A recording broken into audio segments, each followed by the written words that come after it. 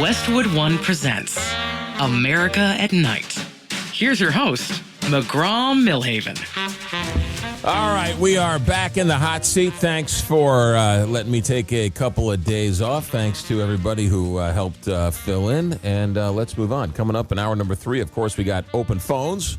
We'll take some phone calls far and wide. I want to hear people from Providence check in Long Island. Holy mackerel, that Northeast and New England, they got hit hard with some serious snow. So we'll check in with some of them coming up a little bit later on in hour number 3. In hour number 2, we are going to take a ride down the Wild Rivers Conservatory, the St. Croix River, I should say.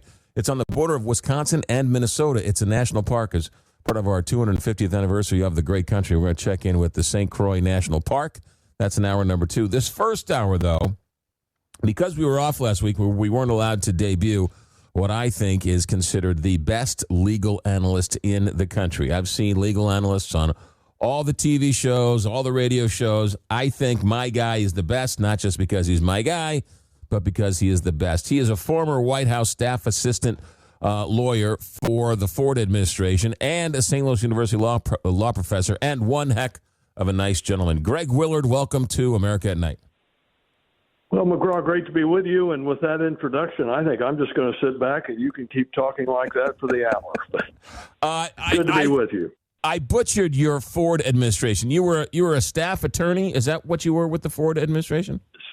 Staff assistant to the president, and then went on to be his personal attorney in the decades after that, McGraw. Okay, good. So you have certainly the chops, and you explain it in a way that people can understand. Let's go back to this Supreme Court decision where they ruled 6-3 that President Trump did not have the right to unilaterally put tariffs on. It seems like with the decision that even though it was 6-3, it seems like nobody agreed with anybody else. Even though Gorsuch agreed, he wrote a 46-page concurrent. Amy Coney Barrett wrote 4 different pages. Kagan wrote 7 different pages. Clarence Thomas wrote 18 pages. And even though he agreed with Kavanaugh wrote 63 pages. So it seemed like even though it was a 6-3 decision, the decision was all over the place. Explain this to us. Well, let me try to set the stage quickly. This arises under a federal statute that has a pithy title, the International Emergency Economic Powers Act. And our listeners will hear it referred to as IEPA. And the 170 pages that you reference, McGraw, they all emanated out of a dispute over IEPA. Secondly,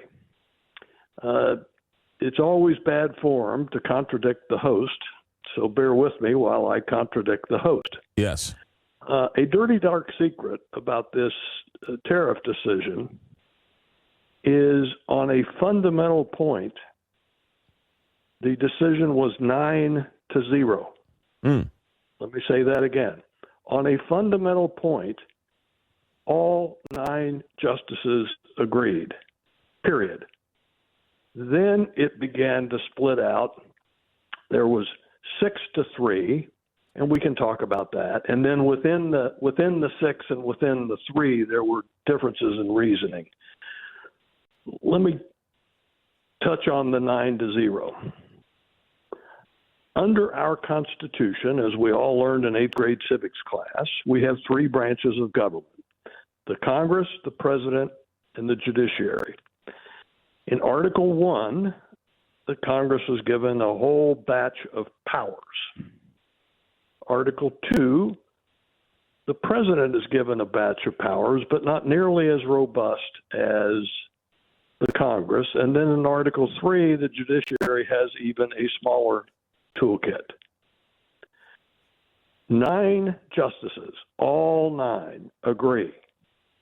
Under Article 2 of the Constitution, the President of the United States does not have a scintilla of a power to levy tariffs.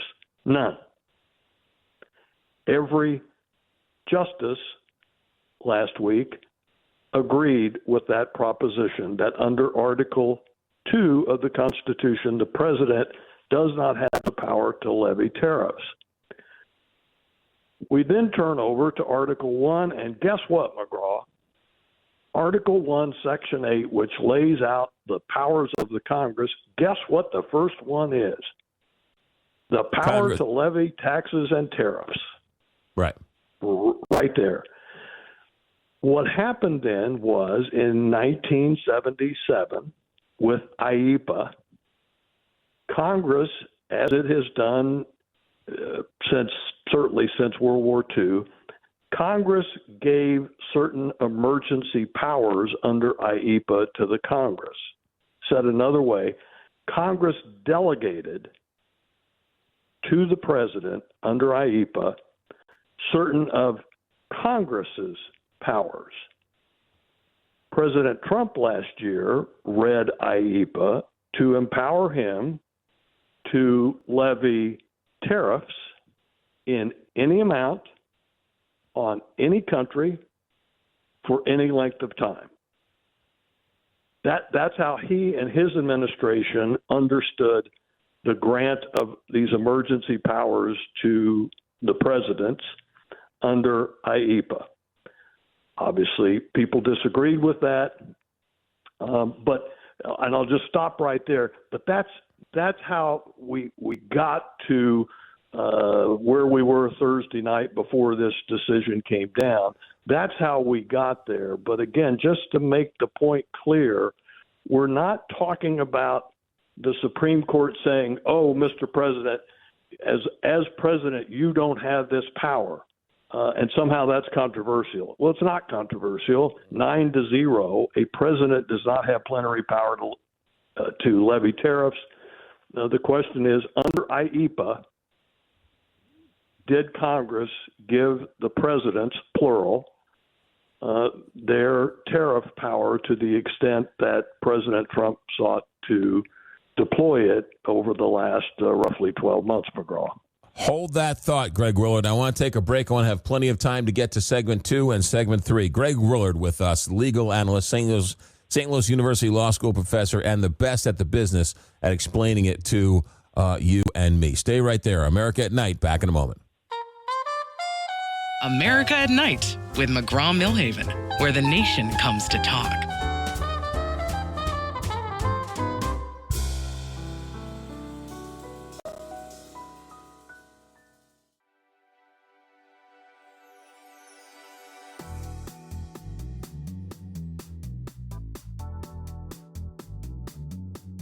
This is America at Night with McGraw Milhaven. Greg Willard is our guest, St. Louis University Law School professor who's great at breaking down Supreme Court decisions, and you're going to hear a lot of him as we get closer to June and July when the announcements and the regular court releases all of their decisions. But he's nice enough to join us on a late February evening to explain this tariff decision. Okay, Greg Willard, it came down to 6-3 that President Trump did not have the emergency powers to levy the tariffs. And it seems like it split the conservative court. So why did the 3 conservatives say he did? And why did the 3 conservatives say he didn't? It stems from the point we just made in the earlier segment, McGraw, and that is that we are dealing with whether the president under IEPA was granted by Congress's power to levy tariffs. 3 of the justices, in the opinion of Chief Justice Roberts, said that when we're dealing with what is referred to as a major question, a major transfer of a fundamental congressional power, that Congress has to speak specifically and explicitly in giving the presidents that broad of power. The 3 justices, who, including Chief Justice Roberts, said that IEPA did not do that. And in particular, they pointed to the fact that IEPA used lots and lots of verbs and lots of actions that a president could take. And guess what, McGraw? The word tariff is not in the statute that was relied upon. So that's what the three sort of at the core of their opinion. The additional three, which makes up the six ruling against President Trump, they said we don't have to apply the major questions doctrine to interpret this statute because, for the reason I just said, McGraw, there is nothing in this statute that grants the power of levying tariffs that gives that to the president. He can regulate imports, and lots of different ways that he can regulate imports, those three said. But the word tariff is not in the statute, therefore, those three said he doesn't have that power. Both groups, if you will, McGraw, agreed that the president did not have the power. It's simply a question of the constitutional framework that the six of them decided that they needed to use to reach their decision. Three employed the major questions doctrine and said Congress did not speak clearly enough, and three said it's not in the statute at all. Let me be quick to add this, because there may be a lot of our listeners tonight who are upset that maybe President Trump was being picked on and that somehow this was a unicorn. I would simply point out to them that the major questions doctrine in pushing back on presidents is not a unicorn in terms of this decision. Some of our listeners will remember that President Biden purported to use a statute passed around the time of 9/11 to cancel $450 billion with a B in student loans. And the United States Supreme Court said, Mr. President, you don't have that power. Congress did not give it to you because on something that major, nearly $500 billion, we expect Congress to speak more clearly. Similarly, President Biden and his administration issued an executive order mandating vaccines for employees in a workplace that had more than 100 employees. And the United States Supreme Court, applying the major questions doctrine, pushed back and said, no, Mr. President, you don't have that power. So the point I want to make, McGraw, is that it's not that suddenly this idea of insisting that Congress speak clearly on these major questions is a one-off. It has been applied to push back on presidents, both Democrats and Republicans.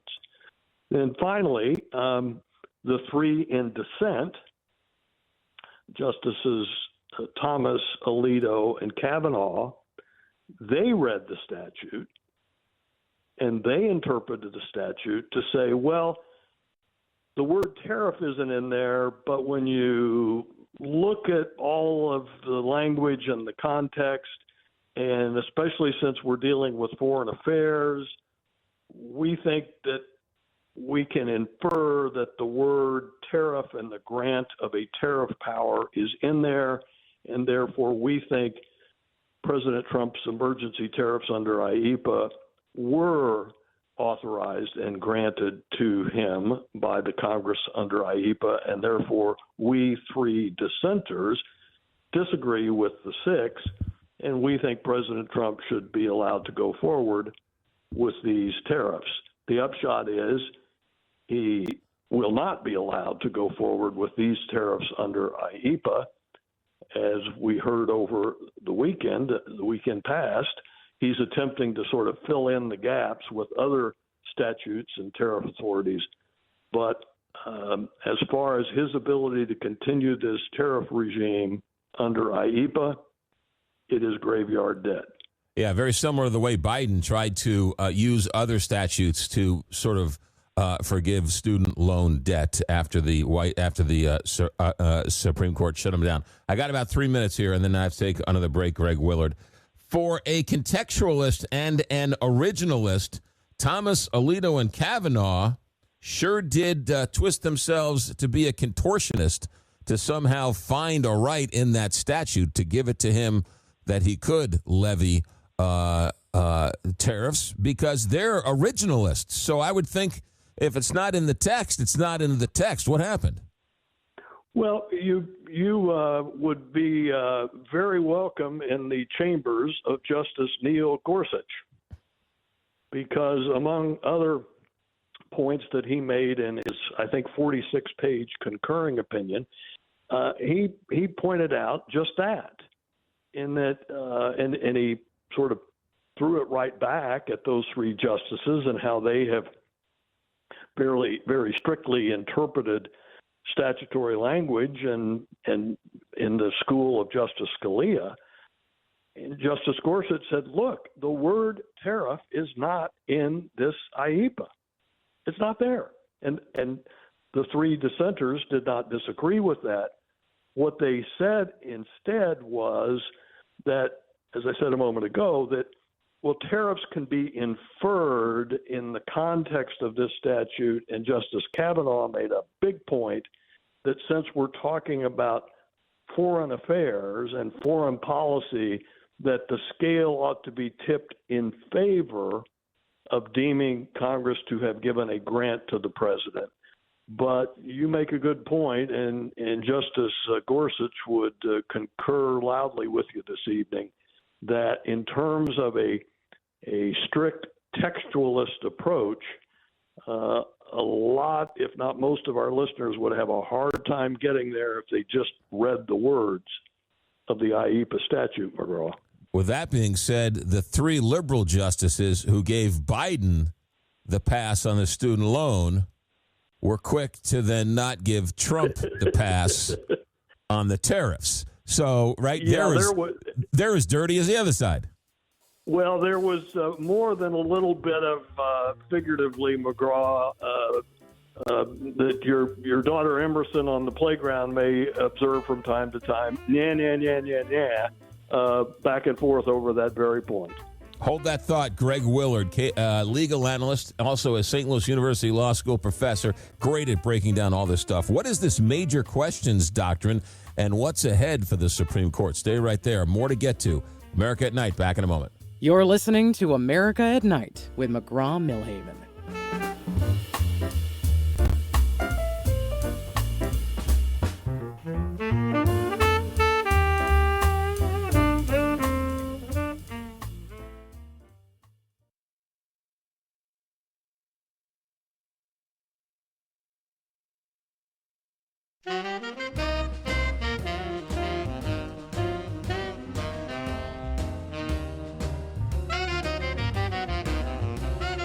This is America at Night with McGraw Milhaven. Greg Willard is our guest, St. Louis University Law School professor, and one heck of a nice man. Greg, where did the justices leave the question of a tariff refund? A lot of words, a lot of pages, not a lot of talk about a refund. 170 pages, and on the answer to the question, who gets the refunds, there is a resounding silence. Cue Simon and Garfunkel and their hit, The Sounds of Silence, because that's what we got, McGraw, from the Supreme Court on this now fundamental question, who's going to get the refunds for these hundreds and hundreds of billions of dollars of tariffs that the Supreme Court has ruled the president was not constitutionally empowered to collect. So what does that mean? They just leave? So it was just not. Because it was brought up in the oral arguments, was it not? Like, what are we going to do? And then ultimately, they just didn't answer the question. They did not. It was brought up, and Justice Barrett probably summed it up well when she said, "If we rule against the president, it's going to be a mess." And I think there was consensus in the courtroom, at least, that it will be a mess.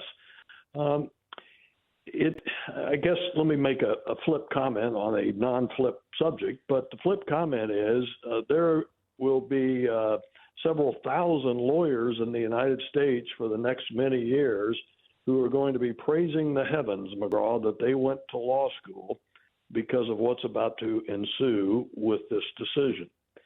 But the process goes like this. Today, in the port of Los Angeles, California, several container ships, I'm sure, came in, and they unloaded their imports into the United States. The importer, the company who did the importing of that container ship, they file a customs declaration, and the Customs and Border Protection Agency assesses a duty or a tariff, and they make an entry. And that entry is for this container ship and this importer, the entry is they have to pay a tariff or a duty of X. As of December 10th, so not quite, 3 months ago, but as of December 10th, for President Trump's IEEPA tariffs, there have been 34 million entries for 300,000 importers, aggregating on the short end about 150 to 190 billion with a B dollars in tariffs that have been collected. Now, let me go sideways quickly. There's a lot of chatter on cable news that, well, how are people who bought a television at Walmart and had to pay extra because of the tariff, how are they going to get their money back? Well, I hate to be the bearer of bad news, but they're probably not. Because the only people who have what we lawyers call standing to assert a refund are these 300,000 importers and their 34 million entries, plus the entries that have happened between last December 10th and this past weekend. Only those importers can seek the refunds. As to whether then buyers downstream from those importers, whether they're able to get a piece of whatever refund the importer can get, or whether it will trickle all the way down to the ultimate consumer, that will play out. But it will not play out as part of the litigation, if you will, McGraw, over the refunds that the federal government is going to have to pay to significantly all, if not all, of these 300,000 importers and their $34 million entries for the tariffs that they paid. These importers have paid them, McGraw. But the Supreme Court has now ruled that those tariffs were assessed and collected from them with powers that the president did not constitutionally have, and therefore they will be entitled to a refund. All right, a couple quick questions here, and I want to move on to the upcoming court cases. And that is, does this tariff case cover all of the tariff cases going forward? In other words, Donald Trump's, threatening, I'm going to use other powers granted to me by Congress to levy tariffs. So this in a way, this is a narrow decision. Obviously, the depth and breadth of it in this space is enormous. It's unprecedented. But elsewhere, Congress has granted to our presidents very significant tariff authorities in other contexts. The difference, McGraw, is this. Under IEEPA, there were no constraints. There were no limits. Amounts, temporal or otherwise. What President Trump announced over the weekend, his 15% tariff, that is under other statutes that where Congress has granted tariff authority to the presidents, but in the one that he's relying on most heavily, there's a 150-day cap. And then I think there's a limit of 15% within that 150 days. So, yes, this Supreme Court decision was a body blow to his tariff policy, but that's the bad news for the president. The good news is he does have these other authorities that I don't think anybody really questions whether they are constitutionally valid, whether he is properly invoking them. I guess other people can sort that out. But that's the good news for the president. The bad news for the president is what I just said. The amount and the time limits that are placed on him by those statutes really kind of put the shackles on what he otherwise would like to do, McGraw. Another phrase you brought up, and a lot of talking heads are talking about this major questions doctrine. Only a lawyer in the Supreme Court can come up with some new phrase, and all of a sudden now it's the law of the land. What the heck is a major questions doctrine? That's not in the Constitution. Again, where are these originalists coming up with this major questions doctrine? What is it, and where did it come from? Well, let's just be blunt. They made it up. But they made it up because they had to decide this question. What powers that the Constitution gives to the Congress, what of those powers can be transferred or assigned to our presidents? And we could spend the rest of the evening going through just dozens and dozens and dozens of statutes where Congress has transferred to presidents portions of Congress's powers under the Constitution. What the Supreme Court has said in recent years is when there is a claim by a president that a major power of the Congress has been assigned to the president. So, for example, the tariff power, an unfettered tariff power, the power to cancel nearly $500 billion in student loans. And what the Supreme Court has said is for the two political branches to be doing that kind of give and take and transfer of powers, the transferor, in this case the Congress, has to speak specifically and explicitly that they are transferring this major power to the president. Therefore, it is called a major question. And the question is, did Congress, in fact, specifically and explicitly transfer that power to the president? Unfortunately for President Trump, the answer he got last Friday morning on his IEPA tariffs was a 6-3 no. But again, just as President Biden got the same news with his student loan cancellation and his COVID vaccine mandate to businesses with more than 100 employees, McGraw. Yeah. That's where this major question doctrine of interpretation came up, and we'll see more of it. I think you can rest assured in the future, McGraw. Coming up, what are the cases that are going to come up in June, in late June, that you're looking at? What are some of the big ones? Well, I think the one that's probably going to get the most airtime, or a substantial portion of it, will be the birthright citizenship. President Trump has issued an executive order declaring that what I think most observers had assumed was the law of the land for well over a century is that under the 14th Amendment, where the Constitution says that if a baby is born in the United States, the understanding of, I think, most people has been, well, then that baby is automatically an American citizen. What people overlook, McGraw, is that the 14th Amendment does not say if you're born in this country, you're a citizen.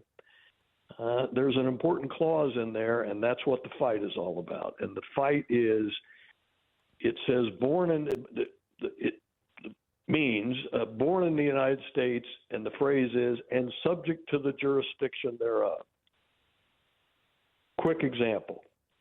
If the ambassador to France and her husband, if she delivers a baby in Washington, D.C., well, that baby is born in the United States. That baby is not a citizen of the United States under the 14th Amendment, because the baby and her parents are not subject to the jurisdiction thereof, not subject to the jurisdiction. President Trump has taken the position that if a mother is in the United States in violation of the immigration laws, she is not subject to the jurisdiction thereof. Therefore, her child born in the United States is like the child of the French ambassador born in the United States. That baby is not subject to the jurisdiction thereof, and therefore is not a United States citizen. The Supreme Court is going to hear oral argument in just a few weeks about that question, and we'll get the answer by the end of June. Oh, I thought they already heard this debate on this one, on the birthright citizenship. No, what they heard, it got to them initially on this question of a nationwide injunction. Oh, okay. And they ruled on the nationwide injunction. What I think we're going to hear between now and June will be I think a very important question on this notion of presidential power, not so much whether Congress gave the president the power, but whether a president can fire a governor of the Federal Reserve Board, and whether the president has the power to fire a commissioner of the Federal Trade Commission. President Trump has taken a position that a member of the Federal Reserve Board is part of the executive branch, and he has plenary authority under Article 2 to fire that person. Same thing with the FTC. Unlike what we were talking about in the earlier segments with these tariffs, where 9-0, the Supreme Court said, well, Mr. President, you don't have Article 2 power to levy these tariffs. Well, in this case, he's saying, I do have Article 2 power to fire a Fed governor. I do have Article 2 power to fire a commissioner of an independent agency. We're also going to hear the answer on transgender athletes in high school. And that's a 14th Amendment question and Title IX. And then I think will probably have as much effect as any of these decisions that I just mentioned. And the reason I phrase it that way is I don't mean to make insignificant these other cases, but there's a very important campaign finance case that if it goes a certain way, the remaining vestiges of federal limits on campaign spending are about to be blown up.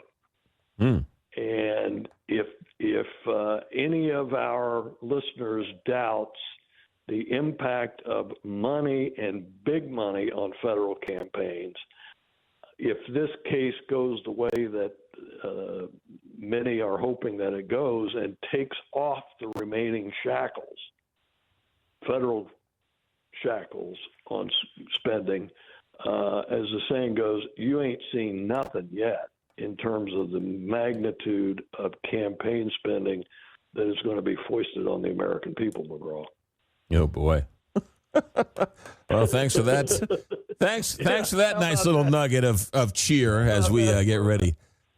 A Debbie Downer as we move into the spring. But yeah, it's one of those things, McGraw, that with the Supreme Court, and we see this year after year, is a lot of attention. A lot of cases get a lot of attention for a whole host of reasons. But then there are these other cases that just kind of burble along and don't get a whole bunch of attention. But then when they're decided a certain way, it's Wow, break the glass. We've got a new world order in this case in the world of campaign finance, McGraw. Greg Willard, keep your phone on. We will abuse it as needed. St. Louis University Law School, St. Louis University Law professor, also an attorney in the Ford administration. Greg Willard, thanks for staying up late for us tonight. Great to be with you, my friend. Stay safe. Always a pleasure. All right, stay right there. America at Night, back in a moment. America at Night with McGraw Milhaven.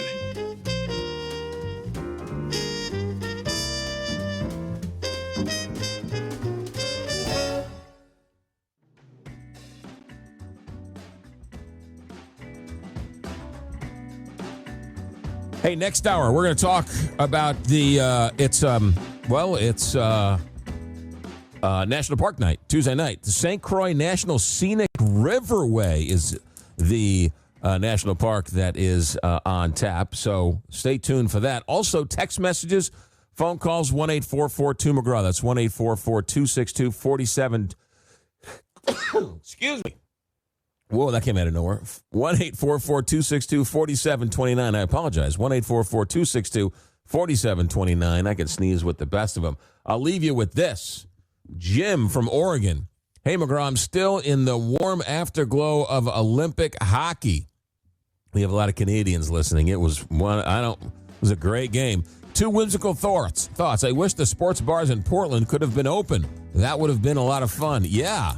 Watching a sports bar at, 5 o'clock in the morning in Portland. Stay right there. Our executive director is Alex Hinton. Our engineer tonight is Richard Good. I'm McGraw Milhaven, and this is America at Night on Westwood One.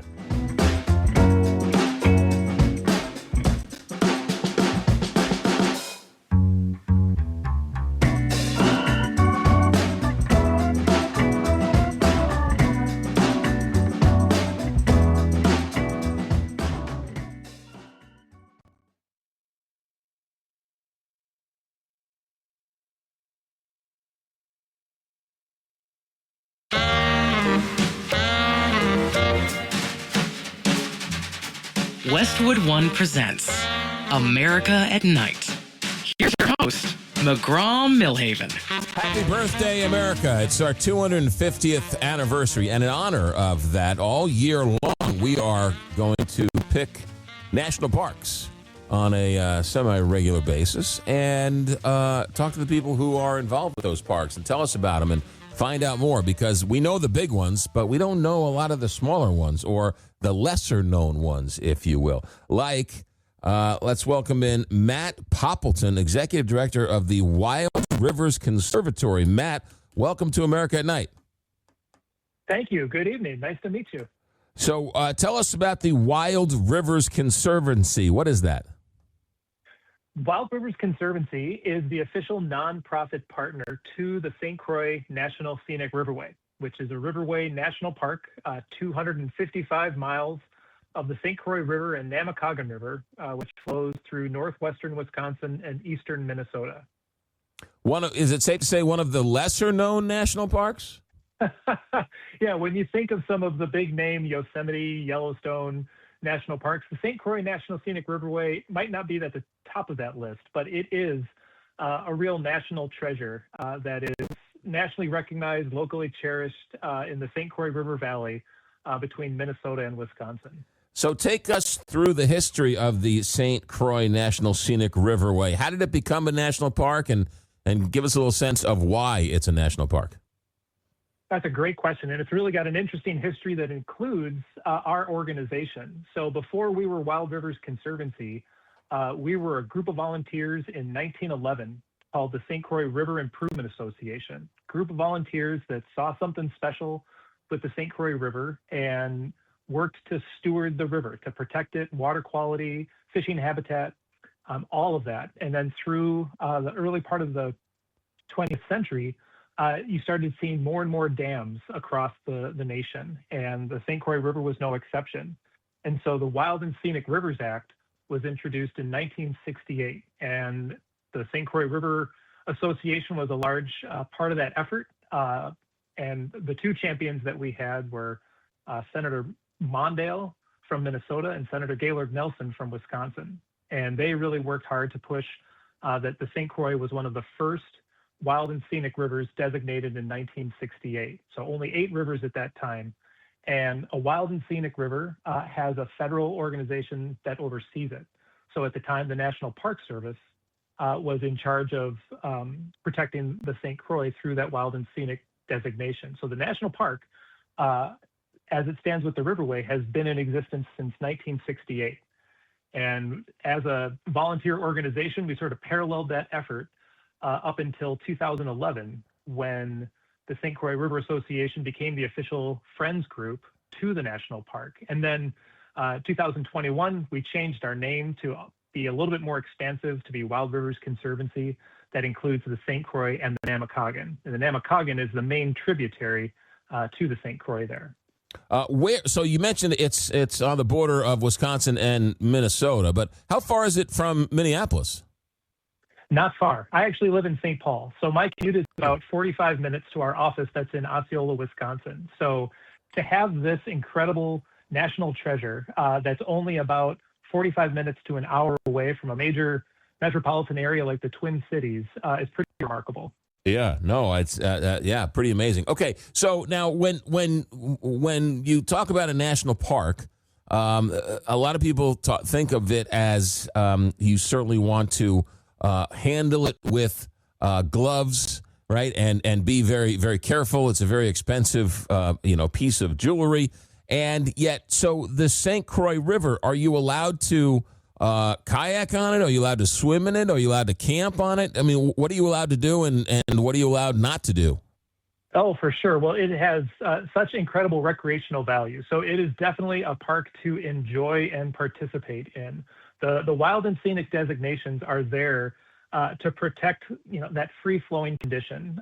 So there aren't future dams. The water quality, the flora and the fauna, as well as the scenic and recreational aspects of it. And I think the best way to enjoy the river is paddling. So be it a canoe or a kayak, it's got this great environment for just sort of paddling through, and you've got these bluffs kind of towering overhead. You've got crystal clear water below you in order to see the huge variety of fish that we have in the river, the mussel. We can talk more about the native mussels that are in the river, but it has such recreational opportunities. And I'd say paddling and fishing are kind of at the highest top of my list, but there's also great hiking. In the winter, you can snowshoe, you can cross-country ski. There's areas where you can rock climb. So there's really endless opportunities to engage on the land and in the river to experience the park. How long would it take for somebody to kayak the whole 250 miles? That's a great question. And there have been folks who have done it. I would say, with overnight camping, I would schedule for a couple weeks. Oh, okay, yeah. So I mean, it's sort of like the Appalachian Trail, right? I mean, this is sort of a thing, right? I'm sure there are people who sort of plan their summer vacation around kayaking down the whole thing. Yeah, and you can do the whole thing in one swoop, or you can do sections. Since I've started, wanted to try to piece together different sections that I've done to really get to know the river from the very northern part to the very southern tip. Would you camp out on the shore and pitch a tent, or are there hotels or Airbnbs, or how does all that work? Well, you can kind of do a little bit of everything. I think we actually offer a kayak program on the Namakagon that starts we have one program in May and another in June when the water levels are high. And it's a great 3-day paddle. We paddle about 10 miles to the town of Sealy, which is in Wisconsin. And there's a great lodge that's located just off of the park there. And we pull up our kayaks and we spend the night at Lenroot Lodge. It's fantastic. And there's a nearby restaurant that we have our meal at that evening. It's pretty comfortable. Then you get back in the kayaks the next day, paddle another 12 miles into the town of Hayward, and actually Hayward Lake, where it opens up a bit. There's another hotel that we pull our kayaks up to and stay the night in Hayward as well. The third day, it's just another 15-mile paddle on down, and we get picked up by a shuttle service. So that's, kind of on the comfortable end of how you can experience it. But there are over 60 river landings and numerous campsites that you can camp your way through as well, which we have done those programs in the past, and it's a great way to experience the river. What about rapids? Or is it all meandering, or there's some rapids? Are there more dangerous spots than others? Yeah, it kind of varies. There's some areas that can get real narrow, and so the water, we call it the chutes that you'll come through, but it's pretty manageable. I would say class 1 to 2 rapids, nothing that's too technical. If you happen to take on a little bit of water, the consequences aren't too bad at the end there. So it's fun to introduce people to moving water, have them go through. I did a great paddle this past summer with my wife and daughter, and we were in the canoe navigating some of the rapids, made it through just fine, and had a great kind of half-day paddle there. The St. Croix National Scenic Riverway, one of the national parks, a hidden gem. You should know about it. We'll come back and talk more with Matt Poppleton, is the executive director of the nonprofit organization that helps support the national park, the St. Croix National Scenic Riverway. America at Night, back in a moment. From the heart of America, this is America at Night with McGraw Milhaven.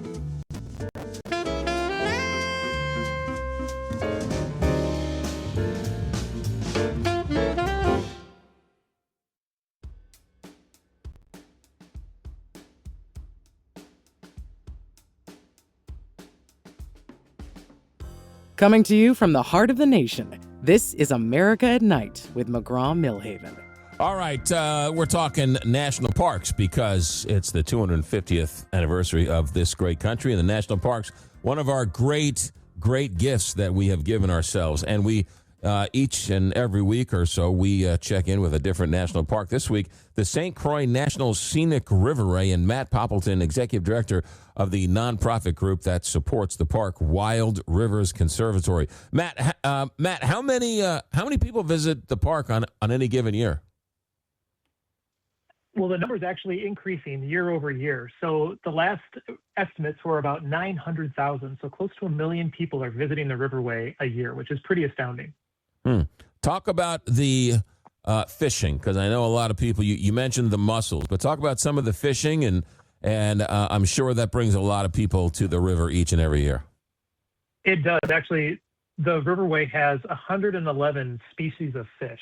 So really, a really diverse waterway for fishing. And so, a lot of folks come for the smallmouth and the walleye, but one kind of iconic fish of the river is the lake sturgeon, which have been described as sort of the living dinosaurs. I don't know if you've ever seen an image of a sturgeon, but they are pretty remarkable. Males can live 15 to 20 years old, females 20 to 25. These fish can get up to 7 feet long and close to 200 pounds. And they are, I have seen these things. They're pretty gnarly looking. Yeah, are you telling me they are plentiful in the St. Croix? They are. Yeah, I've sat and seen people with their fishing setups and hook into a sturgeon, and it's pretty remarkable. So the St. Croix it's a fresh water riverway, right? Correct. Yeah. Yeah. And so the headwaters, are all up in Minnesota and Wisconsin, and sort of just like the Mississippi, right? Gathers through all of the rainfall and trickles down. Yeah, and actually that's kind of where our mission as Wild Rivers Conservancy comes into play. So our mission is to inspire stewardship to forever ensure the rare ecological integrity of the St. Croix and Namakagon rivers. And our vision is a thriving watershed that's forever accessible, scenic, and wild. And so while the national park manages the riverway, and that's the river itself, and then there's about a quarter-mile buffer of land on each side, our work expands upon that and works with the entire watershed. And so that just helps the overall health of the entire watershed system that does extend up into northwest Wisconsin. Talk about the mussels. You didn't talk about the mussels. All the mussels, yeah. So pretty unique, and the St. Croix is, almost internationally known for the number of mussel species. We have 41 mussel species that have been identified, and they're a great indicator of water quality. They're a filter for the rivers. And so, the healthier the mussel population, the higher the water quality is.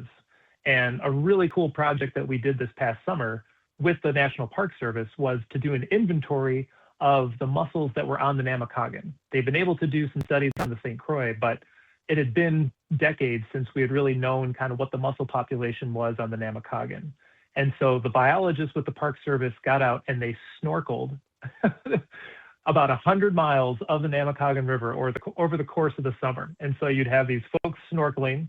You'd have interns back behind them in canoes with a laptop taking measurements. And when they would see a mussel bed, they'd raise a hand and we'd mark it on the map. And that was a way to get a sense of the population of the mussels in the Namakagon. And they were thrilled to see that it was a really healthy population and a couple other species identified. And the next step is to come through and snorkel to get down and even closer and evaluate those mussel beds and really get to understand what's happening on the Namakagon. Wow. What are glacial potholes? Glacial potholes. So if you're coming on down the river and you're between Taylor's Falls, which is on the Minnesota side, and St. Croix Falls, I'd say one of the more iconic areas of the river is where it's called the Dales. And that's this basaltic cliffs that you come down to. It gets really narrow and you have this basalt outcroppings. And as the glaciers were coming through 10,000 some odd years ago, all this rushing water, and in that basalt, you would get a whirlpool that was going, and you'd get a tiny little pebble or a rock that would get caught in this whirlpool, and it would start to grind round and round and round and create this pothole. And there's a number of potholes in the two state parks that are on either side of the river there. One that's called the Bottomless Pit, because it's actually 60 feet deep. And just imagine this debris, these small rocks that were just getting churned and churned around here in the whirlpool that carved out these potholes. And so you can hike along the dales there across the bluffs and check out these really unique geologic formations. If somebody wanted to go visit the St. Croix National Scenic Riverway, what would you recommend? Is there an app? Is there a website? How do people go and find out more about this? Well, I'd steer people first to the website, either for Wild Rivers Conservancy or the St. Croix National Scenic Riverway. Their park rangers do an incredible job of setting up your trip, planning your trip. And it could be a section that you'd like to paddle, and they've got a great list of outfitters and shuttle drivers. So, one great way to see the river, I would say, is putting in at Interstate State Park. That's just a little bit north of where our offices are, in that iconic Dales area. You get to see these big basalt outcroppings, get in your kayak, paddle on down, and you get to see the rolling bluffs, and it's a mix of pine forests and oak savannas.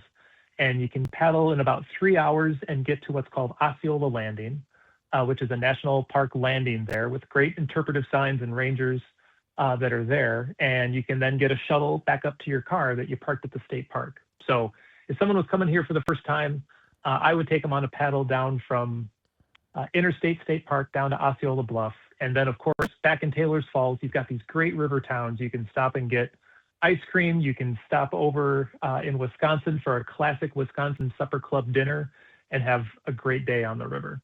Okay, are motorboats allowed? Are engines or any type of motorized boat allowed on the river? On the lower St. Croix, up to a certain point, they have regulations in place. And so as you get further south in the river, it widens up, it opens up, and so you'll see more motorboat activity in the lower portion of the St. Croix. But on the upper St. Croix, Namakagon, it's just so shallow that you actually don't see too many motorboats just out of the depth of the water there. Matt Poppleton, what is the website for the St. Croix National Scenic Riverway, and what's the website for the Wild Rivers Conservancy? For the St. Croix National Scenic Riverway, you can go to www.nps.gov/SACN, SACN. That's kind of their shorthand for the St. Croix National Scenic Riverway. And for Wild Rivers Conservancy, it's just www.wildriversconservancy.org. Matt Poppleton is the executive director. The Wild Rivers Conservancy is the nonprofit group that helps support the national park, St. Croix National Scenic Riverway. Matt Poppleton, our guest for a couple more minutes. I have a couple more questions. We're going to hold them on through the break. Stay right there. Then, of course, text messages. If you got a text message for Matt about the St. Croix, certainly give us a holler. 1-844-2-McGraw, 1-844-262-4729. America at Night, back in a moment. Relax. You're listening to America at Night with McGraw Milhaven.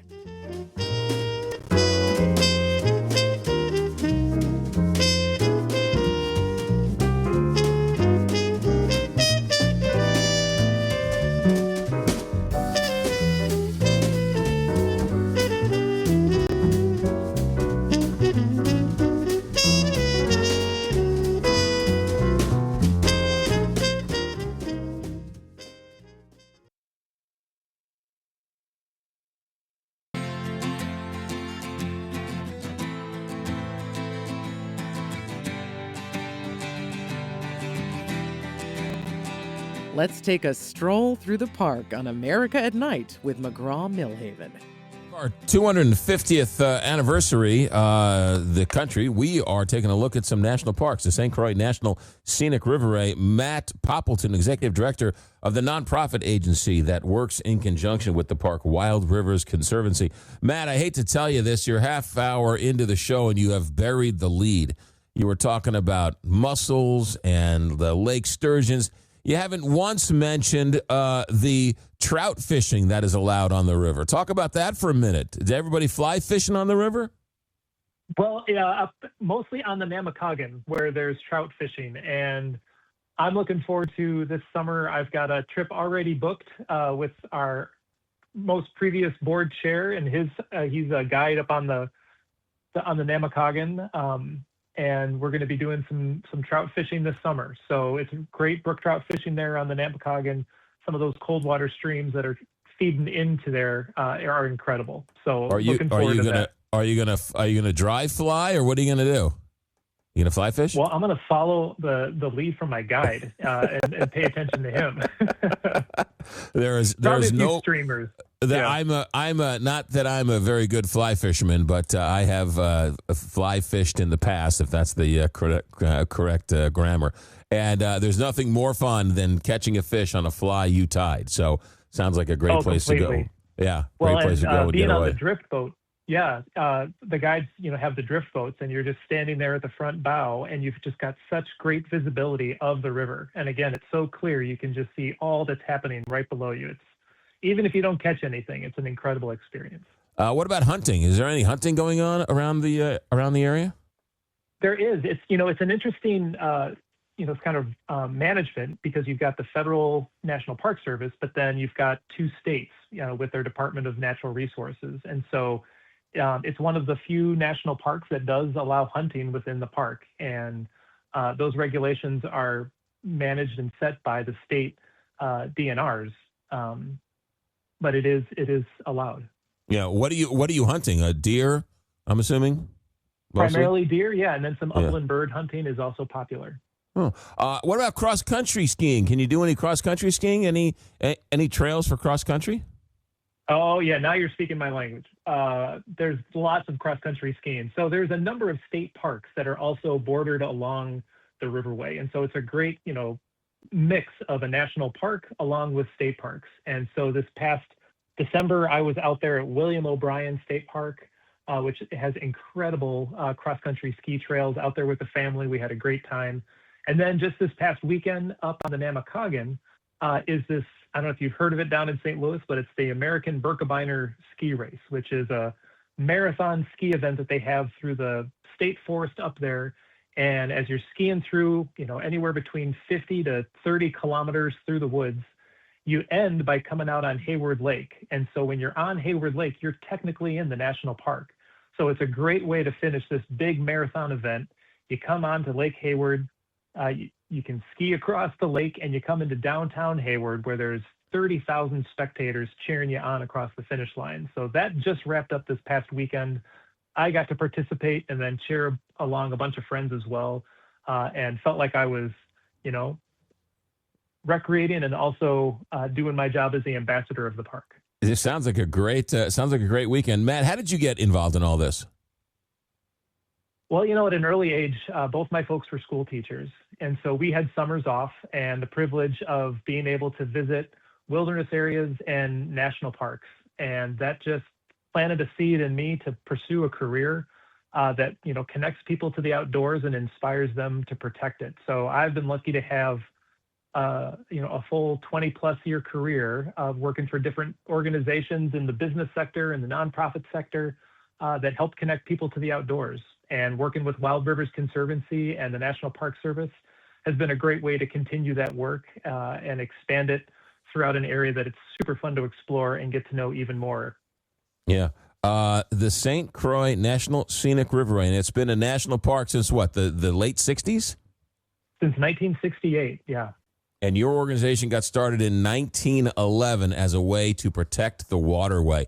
You mentioned the safety and the thriving nature of the mussels, which talks about how well the river's doing. In terms of water flow and water height and all that, how's the river doing otherwise?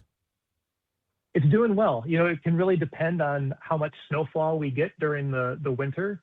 But we've had a good winter so far, and so water levels should be good.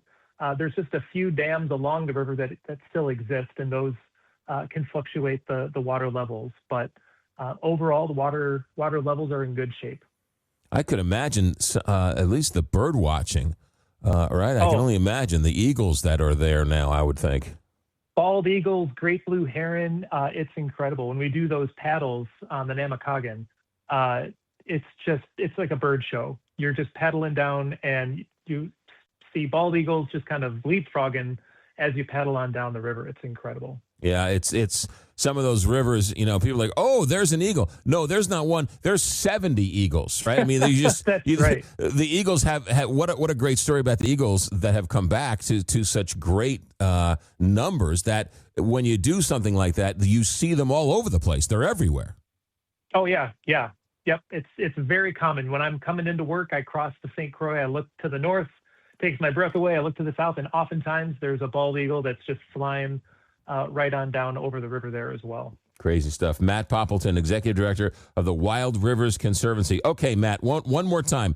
How do we get a hold of the Wild Rivers Conservancy, and how do we get a hold of the St. Croix National Scenic Riverway? Well, you'll find us together most oftentimes, but if you want to find us in our respective websites, we're at wildriversconservancy.org, and the National Park Service, the St. Croix National Scenic Riverway, is nps.gov/SACN.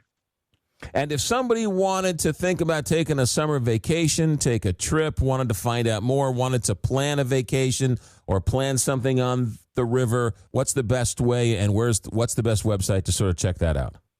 I go right to the National Park Service. They've got a landing page that says how to plan your trip. You can pick up the phone and call the visitor center there as well, and they can help you plan your trip. That's what they do. That's their superpower, is connecting people to the river and helping them plan their experiences. Matt Poppleton, Executive Director of Wild Rivers Conservancy. Matt, thank you very much for your time. Good luck, and thanks for checking in. Thanks so much. You got it. The Wild Rivers Conservancy and the St. Croix National Scenic Riverway, part of our National Park Series. Now I guess we're doing it every other week. Every other Tuesday, we pick a national park, and we get somebody on the national park to talk about it. I believe the next park we're going to have, if I'm not mistaken, if it's not the next one, it's the one after that. It is the Gateway Arch in St. Louis, one in which I am somewhat familiar with, have been to the Arch numerous times, but that is the smallest of the national parks. And it doesn't take you long before you start geeking out over national parks, because once you start to scratch the surface and you start to realize how beautiful these lands are and how they came to be and what the Americans who come and visit, right? 900 people come, 1 million people a year come to this river up between Minnesota and Wisconsin and enjoy fishing and hunting and camping out and bird watching and just enjoying the outdoors and enjoying nature. It's a great way to experience the great country that it is. And that's why we're celebrating the 250th anniversary of this great country. America at Night. Back in a moment. Celebrating the natural beauty of the United States. This is America at Night with McGraw Milhaven.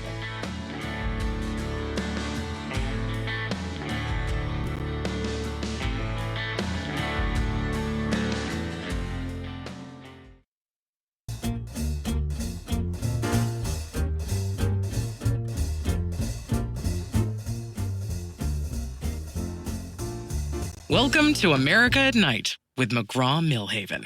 Hey, we are back. 1-844-2-McGraw, 1-844-262-4729. Those are the phone numbers. Those are the text messages. 1-844-2-McGraw, 1-844-262-4729. That's the phone number. We've got, we'll start a little open phones a little early. We can do that. Text line is open. I've been gone the last couple of days. Had a little minor procedure done. Nothing major to worry about. And so all is well. And back behind the microphone here at America at Night. 1-844-2-McGraw, 1-844-262-4729. Of all the news that has happened over the last couple of days, the one, and again, it's sort of bizarre, this Nancy Guthrie story. Just see where the guy who went to the door, they've now gone back with the footage and they've seen him at the door again. So the night she was abducted, that apparently was the second time the guy in the mask was at the door. Now, he didn't have the knapsack on, but his face was covered. And he was standing at the front door. Now, what does that tell you? I have no idea. Were they casing the joint? Who knows? But now they've also upped the reward to $1 million. And Savannah Guthrie said today, I don't know if you had a chance to hear the news, but she said that we're holding out hope against hope, but reality is starting to set in that our mother may be gone and our mother may be in heaven. And she, started crying and sort of talked about how they just want her back home and that we've sort of lost hope or in the process of losing hope. But the idea is to keep this in the public's eye, and with the $1 million reward, you think somebody somewhere knows something and would then come forward with some type of information, right? That's the whole idea. You can't do this alone. You can't do this by yourself. And we all know people talk, even if it's, right, if it's the tightest circle in the world, somebody's going to tell somebody something somewhere, and someone's going to see something, somebody's going to say something. And who knows? But, right, that's what they're hoping for. But what a bizarre turn of events that the person was at the door the night. Now, they didn't release if it was the night before, 2 nights before, a week before. I didn't see that. But I don't know what it tells you. But I guess, if you're asking me my opinion, and I don't have any insight into any of this, but my argument would be it was a random kidnap. It was a random break-in. Somebody was watching the neighborhood. Somebody was watching the houses. Somebody thought it was a rich, affluent neighborhood. You could go in and you could steal a couple of jewels and a couple of necklaces. And they broke into they cased the joint. They wanted to see what it was like. They wanted to see what the front door looked like. And they ultimately broke in only to find the woman in her bed. She got up, she saw them, they saw her, they took her as part of the right, not expecting anybody to be home. And there you have your tragedy. I find it hard to believe that it was somehow targeted for Savannah Guthrie's mother. I find that really hard to believe that there was some type of dedicated effort to go grab Savannah Guthrie's mother. But stranger things have happened, obviously. But if you're asking me my opinion, it was a random burglary. They just went in to take whatever monies or jewels or anything, and they stumbled across the woman, and who knows what happened from there. 1-844-2-McGraw, 1-844-262-4729. We can talk about that next hour. We can also talk about what's going on in Mexico. Man, this one's got more questions than it's got answers, because it looks like the Mexican government is, right, they went after the Mexican cartels That is a very, very different strategy than past Mexican presidents. Now, coming up tomorrow, I believe we're going to talk to a former DEA agent to get a sense of how powerful the Mexican cartels are, what's the point, what's going on, who is this El Mencho guy now that he's dead, what happens. A lot of people, unfortunately, think because the head of the Mexican cartel is now dead, somehow the Mexican cartel will cease to exist. That's not the way it works. When after Mark Bowen wrote that wonderful, wonderful book, when they went after Pablo Escobar, right? And they had the concentrated effort to go after Pablo Escobar and got him and killed him, right? Nothing changed. They spent years, resources, millions of dollars to go get Pablo Escobar. And they went and they got him. And ultimately he died. And did that stop the other drug trade? No. Did that weaken the drug cartel? No. Right? What happens with any leadership? Once the head guy goes away, you promote from within, and some junior executive takes over, and business as usual. And so if you think going after the Mexican cartel by killing the leader is going to somehow stop the illegal drug trade, I think you're a little naive, because that's not the way it works. The Mexican drug cartel is very powerful. How powerful? I don't even think we know how powerful. So powerful that some people are saying that this could jeopardize the World Cup. And then other people are saying, no, what are you, crazy? The Mexican cartel is smart enough not to jeopardize the World Cup. The World Cup is going to bring thousands and thousands and thousands of tourists to Mexico. They don't want to disrupt the tourism trade to Mexico. That's their bread and butter. Who do you think they're selling the drugs to? Where do you think all this illegal activity ends up? So a lot of people are saying the World Cup is in jeopardy. I would find that very hard to believe. However, I do think, if you're asking me, that the World Cup in the United States is a little more strenuous due to the fact of people either not wanting to come to America anymore for fear of backlash. Right? The Las Vegas numbers are way down. The international travel in Vegas is significantly down because people don't want to come to the United States. They're afraid they might come to the United States. They're afraid of what happens if they come to the United States. And so there might be a lot of people who either can't get in, don't want to come in. So that, I think, is a little bit a bigger issue with the World Cup than what's going on in Mexico. But, what's going on in Mexico that's tough to watch. You see these tourists who are minding their own business on a spring break vacation, and all of a sudden they're on a rooftop of a hotel watching their town get destroyed. Pretty crazy stuff. All right, here's what we'll do. We'll take a break. We're going to come back next hour and have full open phones, which means phone calls and text messages and everything else. 1-844-2-McGraw, 1-844-262-4729. You can start lining up right now. Of course, the text line is open. We got lots of texts to get to over the last couple of days, so we'll get to all of those as well. If you can't call and you want to text, of course, you can always text 1-844-2-McGraw or 1-844-262-4729. However, I like the texts. I like the phone calls.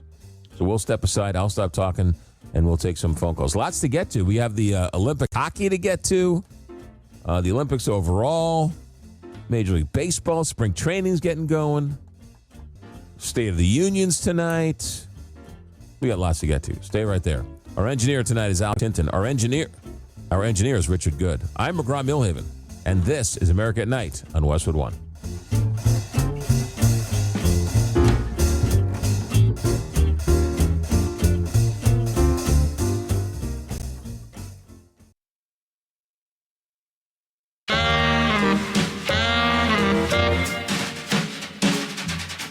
Westwood One presents America at Night. Here's your host, McGraw Milhaven. All right, it's open phones. It's Tuesday night, all day long, by the way, having Monday off. All day long, I was convinced it was Monday, but it's actually Tuesday night. 1-844-2-McGraw. I'll be a day behind all week long. 1-844-2-McGraw, 1-844-262-4729. The hour is yours. It's open phones.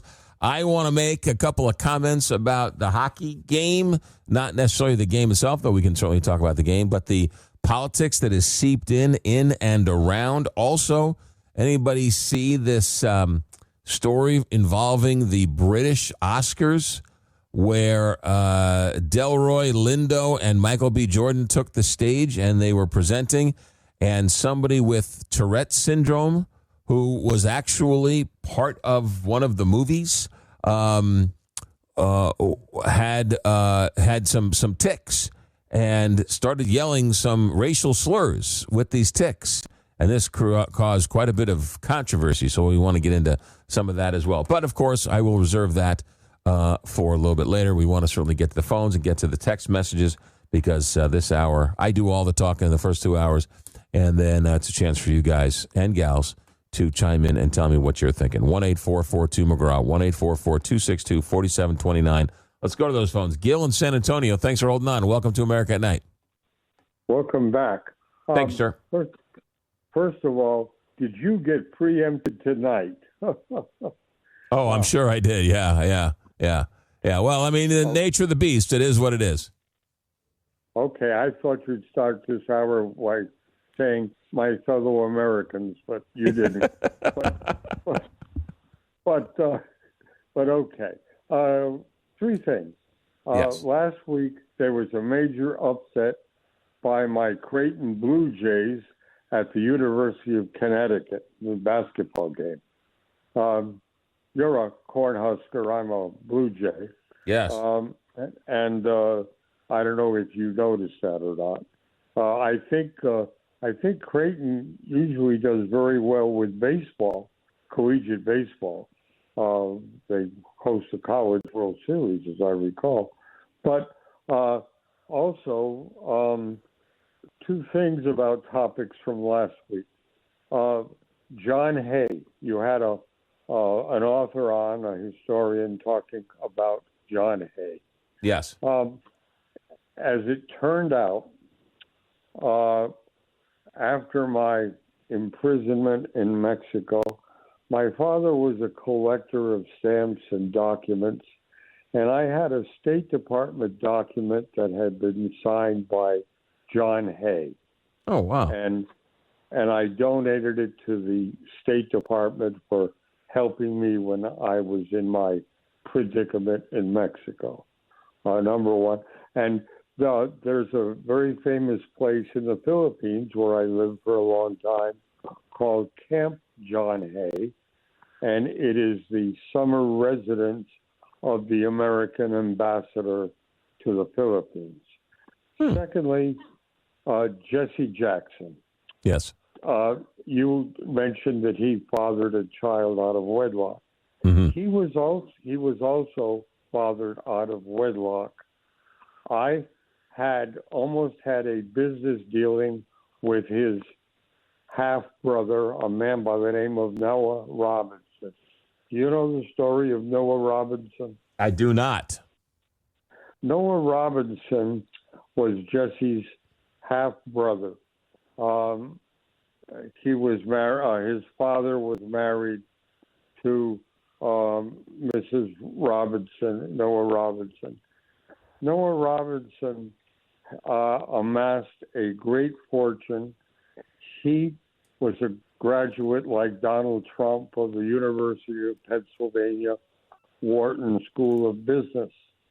And I had a piece of property outside the Army base in El Paso, and he wanted to put a Jack-in-the-Box restaurant there. He had Jack-in-the-Box franchises all over the place.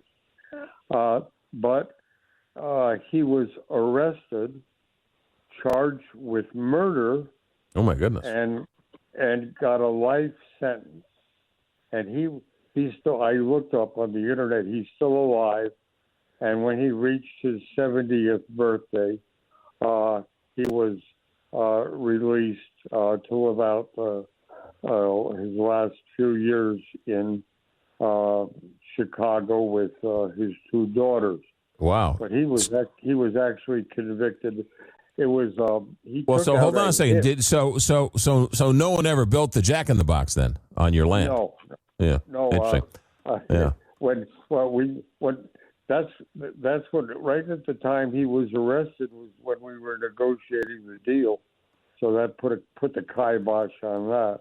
How about that? Yeah. So Hey, Gil. When did you graduate from Creighton? I didn't. I attend. Creighton had a satellite campus here in El Paso. Oh, okay. I'm sorry, in San Antonio. You probably didn't know that. I did not know that. And right now, the University of Nebraska Lincoln has a satellite campus here in San Antonio. Really? They work with the United States Army, and if you take certain medical courses in the Army, you can enroll. I enrolled in Creighton. If you take the same courses today, you could enroll in the University of Nebraska at Lincoln and get full college credit. How about that? 87. I got 87 semester hours credit from Creighton. Gil, interesting stuff. Thanks. Grill, I got to move on. Thanks for the phone call, Gil. Have a good day. Thanks for checking in. 1-844-2-McGraw, 1-844-262-4729. The hour is yours. Open phones. So let me throw out this controversy with this British Oscars. So there's a movie called I Swear, and I guess it's a document or a docudrama. It's not a documentary. It's a movie based on the real life of this man, John Davidson, who suffers from Tourette syndrome. And oddly enough, the actor who plays John Davidson in this movie, I Swear, ends up winning this British Oscar. Well, during the presentation, Delroy Lindo, who's an actor you may or may not know, and Michael B. Jordan, one of the biggest movie stars in the world, two African Americans, are up on stage presenting one of the awards. And this John Davidson, who's at this British Oscars, is suffering from Tourette syndrome. And in the middle of their presentation, he starts yelling racial slurs. And dare I say, the mother of all racial slurs, loud enough that it can be heard not only on the television, but to the presenters up on stage. Then when it's rebroadcasted, the BBC doesn't edit it out. And when it starts streaming, it's not edited out. Only later was it edited out. And only later did the BBC apologize for the strong and quote unquote, the strong and offensive language. Also, Alan Cummings, the host of the show, I thought handled it beautifully. Went up on stage and said, ladies and gentlemen, you may have heard some language that might have seemed untoward, and I'm paraphrasing here, but he said something along the lines of, you might have heard some language that was not seemed untoward towards the presenters. However, we assure you that it is somebody, I don't know how he said it, but he said it so eloquently, something along the lines of somebody suffering from Tourette syndrome, and this is part of their disability, and there's never any malice towards it. There's involuntary tics in which they have no control over. So thank you very much for understanding. Let us move on. The man suffers from a disability. What I find offensive is that the BBC apologized for this man's handicap. Right? The BBC apologized for this man's right? The handicap. His disability. They apologize for his disability. He suffers from Tourette syndrome. Imagine if the man was in a wheelchair and it took him too long to get up the stairs because he was in a wheelchair. Would you have apologized for him being in a wheelchair? No. But you apologize because the man has Tourette syndrome? And I don't know who's all that offended. Who's offended? The nameless, faceless internet people? The man had Tourette's syndrome. It's a disability. You cannot help yourself. Yes, I understand that everything has to be in context. And the fact that there were these racial slurs that were blurted out by this man, it's understandable. This is what happens when you have Tourette's syndrome. And what a great teachable moment for the world to get a better understanding of this man's disability and the people who suffer from this disability. Instead, people have to apologize. And for what? For this man's disability? You're apologizing because this man has a verbal tic and he can't control it? What are you apologizing for? I find that so offensive. Why should this man feel embarrassed because he has a disability and his disability showed up on a broadcast for the British Oscars? All right? I am, of all the things to be offended over, this one really sticks in my craw. Right? Does that make any sense? 1-844-2-McGraw, 1-844-262-4729. America at Night. Phone calls. Let's get some phone calls. Let's get some text messages. America at Night. Back in a moment. Call now. 844-262-4729. That's 844-2-McGraw.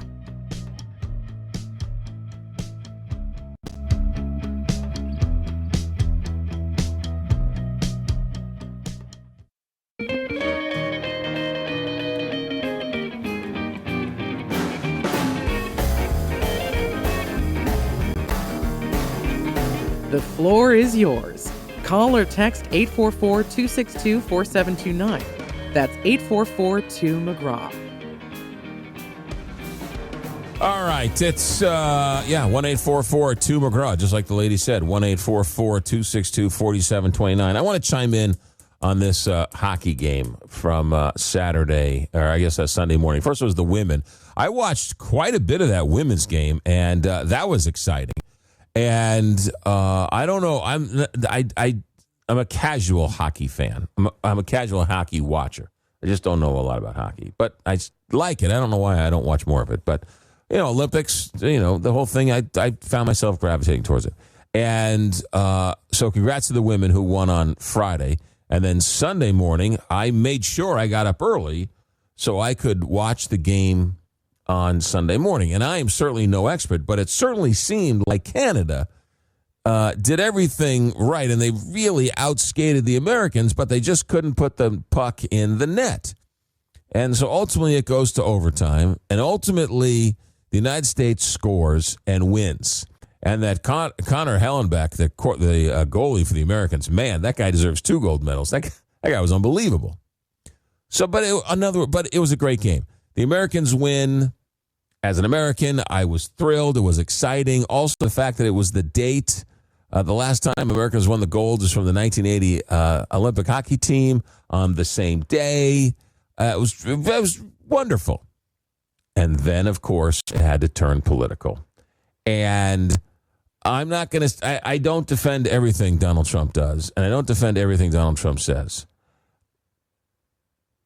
But the people who don't like Donald Trump, you need to pick and choose your battles, because you lose credibility when every single thing you go to the mat on. So he calls the hockey team. And the hockey team, look, I don't know any of these guys, but I can pretty much guess that the last thing these guys want to do, any of these athletes, most of the athletes, don't want anything to do with the politics of today. They don't want to be yelled at. They don't want to be upsetting. They just want to go. They want to run their races, do their events, collect their medals, come home. They don't care. And so these hockey players, right? They now win the gold, and the president of the United States calls you. What are you supposed to do? Sorry, I don't like his policies on Iran, so I'm not going to answer the phone call. No, you take the phone call. Hello, sir. Thank you very much. Right? You play nice, even if you dislike the guy. Even if you do it because that's part of the responsibility of being an American, right? And so Donald Trump makes a quip. Hey, come to the State of the Union. I think it'll be a whole lot of fun. Sure, happy to do it. Thank you very much. Oh, and I guess I have to invite the women or they'll impeach me. He was just being funny. He was trying to crack a joke. And all of a sudden, every cable news outlet and every single somebody who's got an axe to grind with Trump, oh my goodness, right? They're clutching their pearls. This is the most offensive thing. I can't believe he was so disrespectful to the women. He wasn't disrespectful to the women. He was just trying to crack a joke. Look, this is where the anti-Trumpers lose me all the time. There's plenty of things to criticize Donald Trump about. There are plenty of things to say, I don't like him. I don't like his policies. I don't like him as a person. There's a whole laundry list of things. But to just die on the sword of his comments about the women's hockey team, and then, of course, right, you have the Hughes mom who's involved. Then you have to ask her a political question. Now you have to ask all these hockey players political questions. I'm sorry, with all due respect for these hockey players, asking them a political question is ridiculous. Are they politicians? No, they're hockey players. And they just won the gold medal. So asking them what their thought process is on the Supreme Court tariff decision is ridiculous. It would be like asking a lawyer or one of the Supreme Court justices about the power play goal, right? I mean, it's ridiculous. I don't get it. I don't get everything does not have to be politics. I get you don't like Donald Trump. I get you don't like anything about Donald Trump. The hockey team is an innocent bystander in all of this. They're going to turn down an invitation to the State of the Union because then that turns political, right? You're asked by the president, you go. That's what you do. Anyway, it's my 2 cents. What are your thoughts? 1-844-2-McGraw. 1-844-262-4729. America at Night. Back in a moment. This is America at Night with McGraw Milhaven.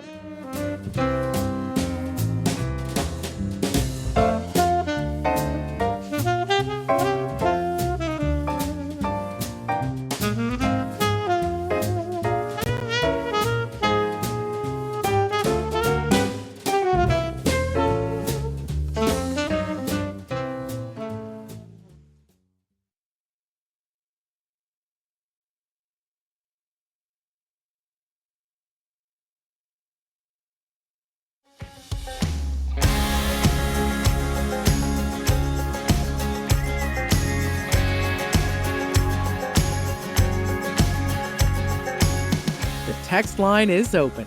Send us a message at 844-2-McGraw. That's 844-262-4729.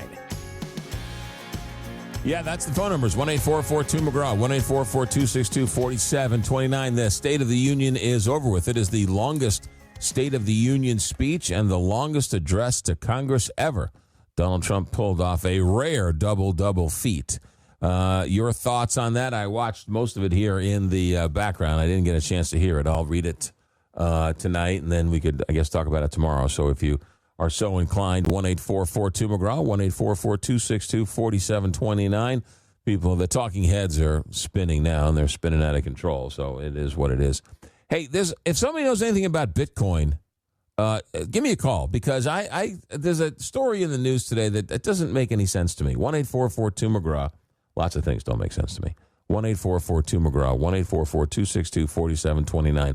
Bitcoin was supposed to be one of these, great equalizers.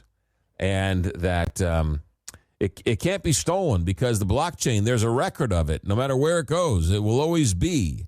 So therefore, it can't be stolen. It can't be manipulated. It can't be, right?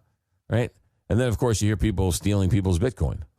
You hear people getting kidnapped for their Bitcoin. And then you hear people who lose their password and can't remember their password and then lose their Bitcoin because they don't have the password. No, seriously, that's true. Because there is no bank. You know how when you go to your bank and you go to your online bank or your bank online and the password doesn't work and there's a button that says forgot your password, and then you can send in for a link or call the office, and they'll reset your password, right? If you try it too many times and it doesn't work, then they lock you out. Then you have to call, and you have to tell them who you are, your mother's maiden name, your address, all these other pertinent information to prove who you are, right? Well, with Bitcoin, there is no bank. Bitcoin, there is no customer service. It exists. And so if you forget the password, which there have been stories of people forgetting the password, you're just out of luck. There's nowhere to call. You just don't have access to the Bitcoin.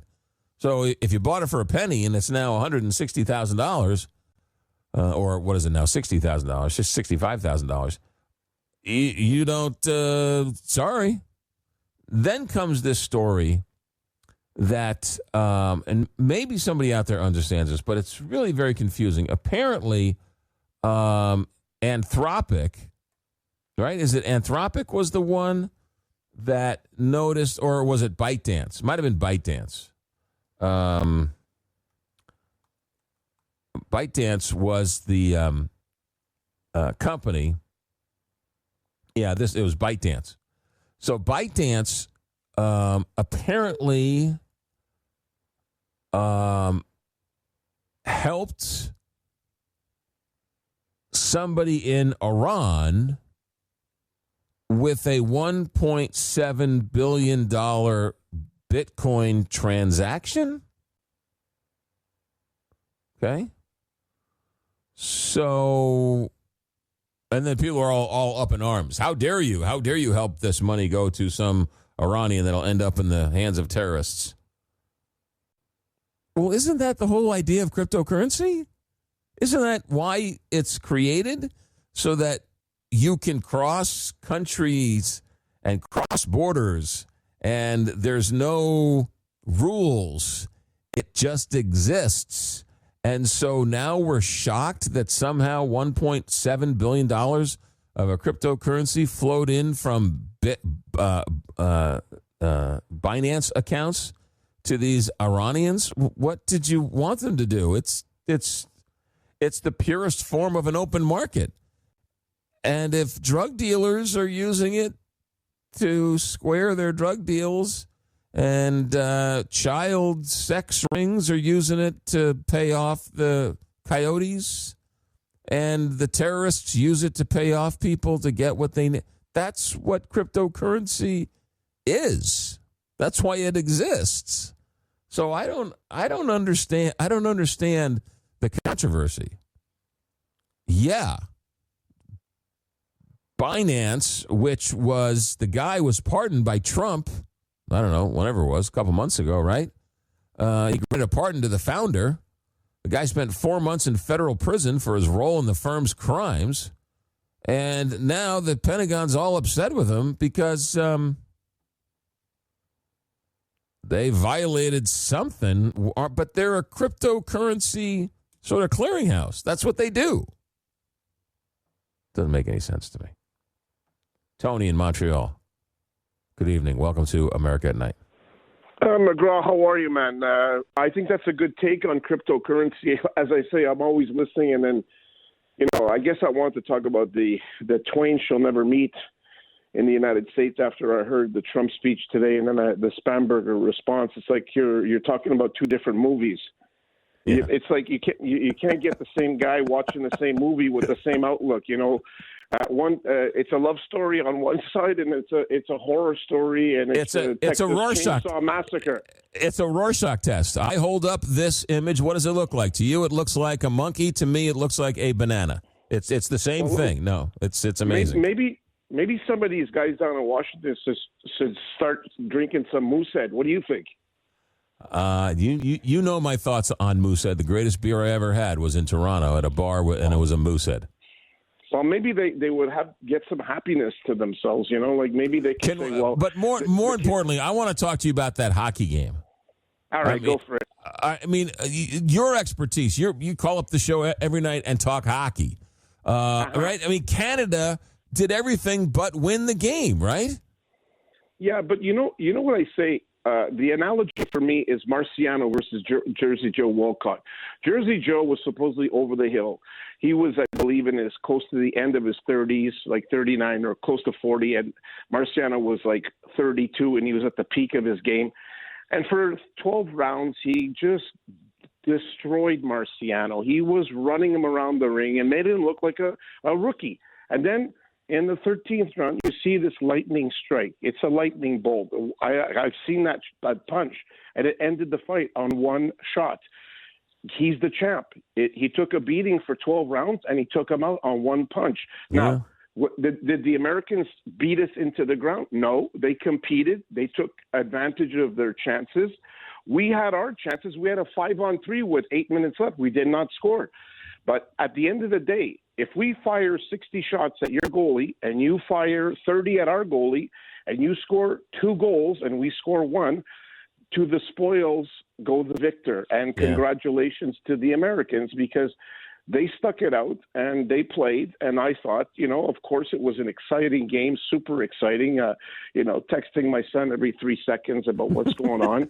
And he's sitting in a bar in Montreal with his buddies, and the bar's open. I said, "Are you sure the bar is going to be open at 7:30 in the morning?" "Yeah, Dad, it's going to be open." And the whole, like I said, the euthanasia departments in the country went crazy on Sunday night. It was a flood of calls to the euthanasia departments. That's a joke, by the way. Well, look, I'll say this. I mean, I don't watch a lot of hockey, but the hockey, the Canadians did themselves proud. There's nothing to be ashamed of. It was a great game, right? The American goalie gets his stick and it gets behind him, and he's able to save it from behind. And then I've never seen that before. I've never seen that before in my life. Never seen that in my life. And never.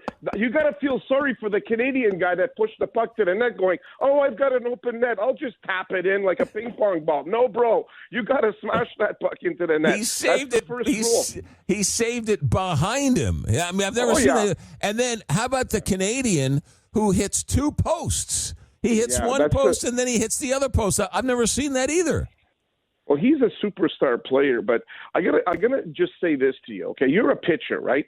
You could be the best pitcher in the world, and you're as good as Sandy Koufax. But if I pitch you 9 innings one game, and I pitch you 9 innings the next game, and I pitch you 9 innings the next game, you're going to be tired. And I think, my personal opinion, and a lot of people in Canada know hockey, they overrode those horses. You cannot ride Secretariat in 3 consecutive races back to back to back without giving her a break. And those players you're talking about, they hit the post. They were under stress. They were tired. That's no excuse. Yeah. They played the game like anybody else. But you know what? That's, the cookie crumbles like that. And the hockey players, like I said to a lot of people in Canada, I called my son up. I said, "Don't you ever tap the puck in when you have an open crease. Drive it through the net as if you're going to rip the net off with that puck. Fire that puck." And that's how I teach my kids to fire the puck. Open or close net, fire the puck. It didn't help that Sidney Crosby was hurt, but when it was all said and done, it was a great game. That's a sad thing. That was sad. It was a great game. It was a great game. And Tony, I'll give you the last word. What do you got? I'll say this, okay? If you want to be a great competitor, you want to be competing against the greatest in front of you. If you want to be the champ, you got to beat the champ. So in my estimation, I wanted Canada to play the best, and I wanted them to do their best. And in fair competition, that's where the champion is determined. When the 2 equal opposing forces are playing in a fair, square game, and whoever wins. There's no a loss of humility or shame in losing to the Americans. No. Well, you are our friends, you are our cousins. Yes, you get bragging rights for the next couple of years, but guess what? The World Championships are next year. There's 4 consecutive World Championships. We got the Junior Worlds. We have the girls. You forgot the girls beat our girls. So those girls are going to be waiting for you next year. So it goes on and on and on. But the 2 greatest countries in the world are still Canada and the USA. Tony, congrats to you guys. Congrats to you guys. Tony from Montreal. Tony, thanks for checking in. Tony mentioned Sandy Koufax. I met Sandy Koufax once. Let me tell you my Sandy Koufax story. So I was at a Bob Gibson golf tournament, and Sandy Koufax was there playing. And then at night, they had the nighttime dinner. And it just so happens that I go up to the table in which Sandy Koufax is sitting in also happens to be the same table as my old pitching coach. So I go over to the table, and my pitching coach, who was talking to Sandy Koufax at the time, proceeds to introduce me to Sandy Koufax and says, Sandy Koufax, I'd like to introduce you to one of my former players. Sandy Koufax, McGraw Milhaven, Sandy Koufax. So Sandy pulls out a seat and says, sit down. So I sit down. I shake his hand. He shakes my hand. We have a 10-minute conversation. Couldn't have been any more gracious. Couldn't have been any more professional. Couldn't have been any more caring. Listened intently. Told me a story. He listened to my stories. Couldn't have been any more gracious.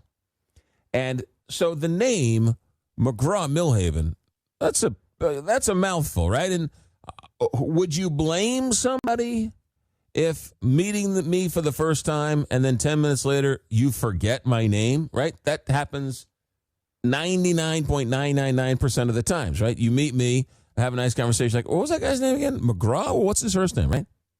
So after about 10, 15 minutes of a lovely conversation, I said, I'm sorry, I've taken up too much of your time. Thank you very much. This was an honor of a lifetime meeting somebody like you.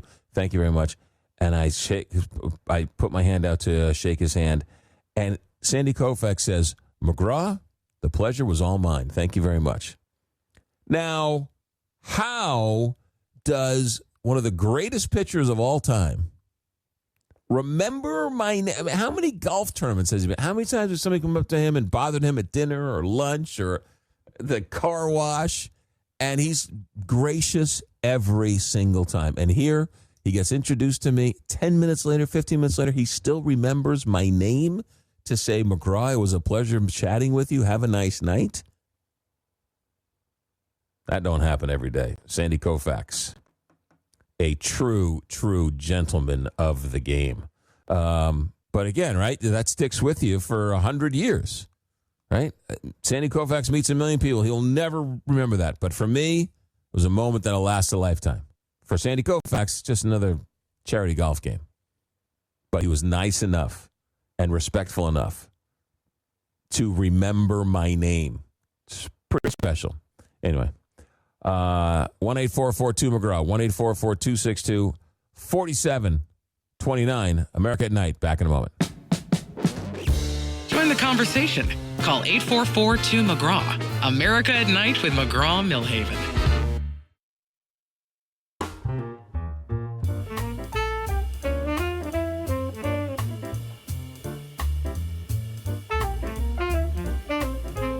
Join the nightly conversation. America at Night with McGraw Milhaven. All right, so I'll leave you with this. Over the weekend, I watched two movies. One, I watched Miracle. I rewatched the Kurt Russell movie that came out a while ago about the 1980 Olympic hockey team. That movie is great. I don't care if you like hockey or not. Kurt Russell, man, that guy, that is a great movie, and he plays a tremendous Herb Brooks. That is a great movie. The hockey looks so real, and the players, and that's a great movie. If you want to take a look at a great movie, Miracle, the story of the 1980 Olympic hockey team. There's also, I guess, a documentary that's out now on HBO as well. But I also watched over the weekend that movie with Kate Hudson and Hugh Jackman, Song Sung Blue.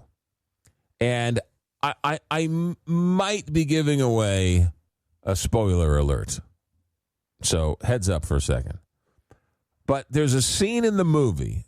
I mean, it's already on. It's already streaming. I don't even think I even paid for it. I think it was on free streaming. So if you haven't seen that movie, I apologize if I'm giving something away. But one of the storylines is, right, it's a story of how Hugh Jackman is a struggling alcoholic who is, loves music, and that's his new obsession.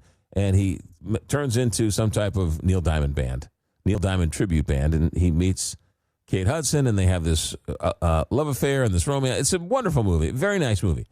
But there's a scene towards the end of the movie where Kate Hudson is gardening, and a car misses the turn, right? It's a car at the end of the street, or it's a house at the end of the street, and the car misses the turn and runs into her and, does some damage to her. I don't want to give away the whole story. But I be honest, so I looked up, and yeah, that actually happened. That's a real part of the story.